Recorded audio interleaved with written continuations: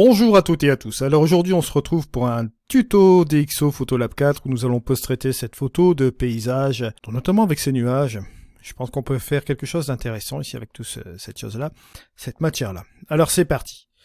Pour ce faire ici, Photolab 4 m'a déjà fait le Smart Lighting, comme vous le savez très bien, avec un Smart Lighting en léger pour retrouver un petit peu de luminosité comme ceci. Bon. La chose que je peux voir et que je peux remarquer ici, c'est que j'ai des petites taches de capteur qu'on nettoiera un peu vers la fin.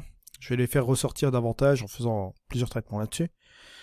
Et on va un peu s'amuser avec notre photo là ici. On va simplement déjà jouer avec la tonalité sélective. On va simplement déboucher un petit peu les ombres. Juste un peu comme ça. Voilà. Juste un petit peu comme ça, vous voyez. Pour bien qu'on marque cette petite différence, regardez avant la tonalité sélective. Et après, voilà, juste comme ceci. On va dire que c'est assez bien comme ça. On va même baisser tout simplement les tons clairs. Voilà. Sensiblement comme ceci. Et avec les tons moyens, là, cette fois-ci, on va revenir un peu vers la droite, là, comme ça. Si vous faites la différence, regardez, entre le avant et le après. Vous voyez, bon, c'est déjà pas mal. Seconde chose, je vais aller quand même dans la balance des blancs. Là, ça me dérange ici. Vous voyez, au niveau des hautes lumières, j'ai une dominante de bleu, là. Bon, on va un peu la chasser. On va simplement aller ici au niveau de la température. On va revenir juste là. Comme ceci. Et on se retrouve, vous voyez, avec une image qui est quand même quasiment mieux comme ceci. Même au niveau de l'histogramme, bon, je suis un petit peu chassé davantage en allant un peu vers la droite. Voilà. Voilà, même encore un petit peu plus. Voilà, là, disons que je suis quand même mieux comme ceci. On va pas chercher à aller plus loin. Alors, ensuite, que va-t-on faire? Ben, là, c'est très simple. Moi, pour ce faire ici, je vais jouer en deux phases cette fois-ci. Puisque bon, là, c'était un matin, un lever de soleil, mélangé avec un petit peu de pluie. Bon, environnement intéressant, typiquement marin.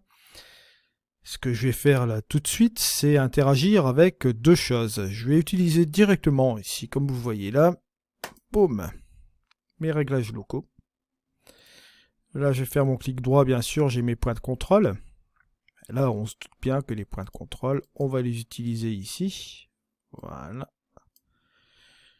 Je vais en mettre un second là, juste ici. Bon, j'appuie sur la touche M pour voir un petit peu l'étendue des points de contrôle. Voilà, là, on va interagir principalement sur ces deux points-là, d'accord, principalement sur les nuages. Et là, je vais appuyer de nouveau sur M. Voilà. Et ce que je vais faire, je vais appliquer le Clear View. Voilà. Le Clear View, bien sûr, va s'appliquer sur les deux points de contrôle qui sont ici, puisqu'on est sur le même calque. Hein, ça, je le rappelle aussi également. Donc, on a appliqué du Clear View. On peut appliquer tout bonnement un petit peu de contraste juste comme ceci. Et au niveau de l'exposition, on pourrait, pourquoi pas, la baisser un peu comme ça. Au niveau de l'exposition, bien sûr, je vais essayer de le baisser un peu. Comme ça, je vais essayer de rendre les nuages un petit peu plus menaçants. Voilà, juste comme ceci. On obtient, ma foi, un résultat qui est pas trop mal par rapport au départ. Bon, si on va ici, sur ces choses-là, qu'on enlève les points de contrôle. Ça, c'est sans les points de contrôle. Et là, on va les remettre.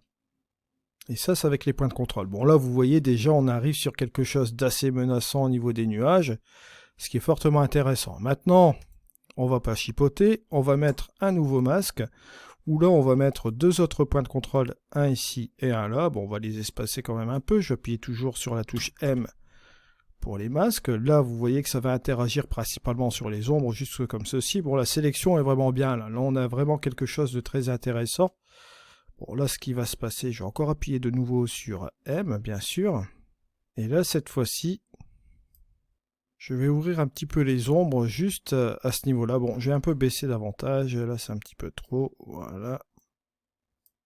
Voilà, comme ça, c'est pas trop mal. On va dire qu'on obtient un résultat qui est quand même plus ou moins correct. Voilà. Si on va faire la petite différence, regardez, entre le avant et le après, c'est sûr que là, bon, avant, après,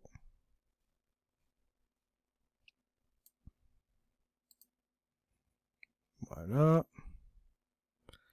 J'ai enlevé mes réglages locaux.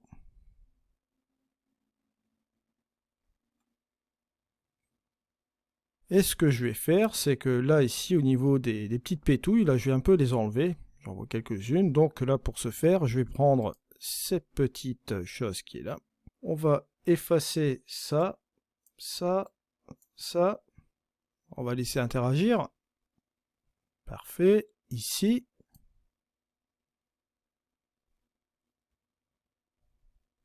Voilà qui n'est pas trop mal. Ensuite, ce que je vais faire, c'est qu'au niveau de mon image, bon, je trouve qu'il y a un manque de contraste. Donc là, cette fois-ci, je vais aller là. Je vais prendre ma courbe. Hop, je vais mettre un point ici. Et forcément, on va faire un léger petit point de contraste là. Voilà qui n'est pas trop mal. Par contre, au niveau de la couleur, bon, ce que je vais faire, c'est là, tout simplement, baisser un peu la saturation. Et ramener un petit peu de vibrance, juste comme ceci. Voilà, juste comme ça.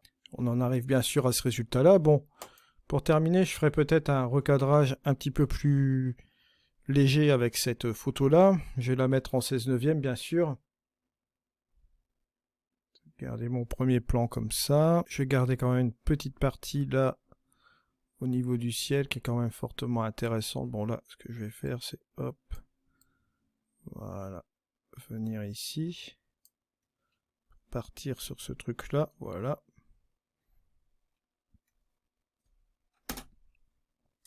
Juste comme ça. On va regarder ce que ça donne en plein écran. Et voici le résultat qu'on peut avoir. On peut dire que c'est quand même pas mal comme ça. On a obtenu vraiment un résultat assez sympa au niveau de l'image. Vous voyez, bon que là, on a toujours ce nuage aussi menaçant. On a des choses qui sont vraiment fortement intéressantes. Pour ceux qui débarquent sur ma chaîne, je vous invite à aller voir sur mon site internet. Vous trouverez tous les logiciels que je couvre sur ma chaîne YouTube. Vous voyez tous les types de logiciels avec Luminary, Topaz Labs, Capture One, Exposure X6, etc. Je vous mets aussi des tutos d'Affinity, de Photoshop. Enfin, vous voyez, il y a des playlists ici. Vous pouvez aller voir aussi notamment le blog où je vous mets les dernières informations. Notamment ici, il y a des informations sur One Futuro 2021 aussi également. Je vous invite à aller consulter ce blog. Je pars du principe qu'il n'y a pas de mauvais logiciel de post-production. Il y a toujours des choses à prendre ou à laisser dans certains logiciels. Mais la chose la plus courante à faire, c'est de prendre les meilleures choses qui fonctionnent le mieux et de trouver son workflow.